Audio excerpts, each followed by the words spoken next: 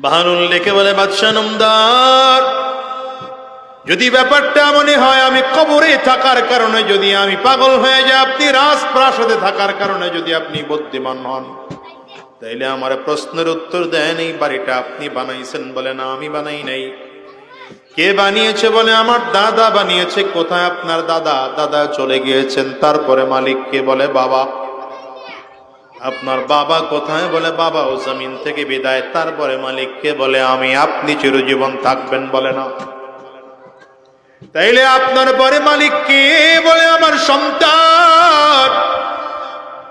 সন্তান চিরজীবন কি মালিক থাকবে? বলে, না। তারপরে মালিক কে হবে? বলে, আমার নাতি। আপনার দাদা কোথায় গিয়েছেন? বলে, কবরে। বাবা কোথায়? কবরে। আপনি মরার পরে কই যাবেন? কবরে। আপনার সন্তান যে মালিক হবে সে মৃত্যুর পরে কই যাবে? কবরে।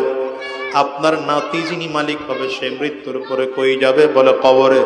ও বাদশাহ, তাইলে আপনার ঠিকানাও কবর, আপনার দাদার ঠিকানাও কবর, বাবার ঠিকানাও কবর, সন্তানের ঠিকানাও কবর, নাতির ঠিকানাও কবর।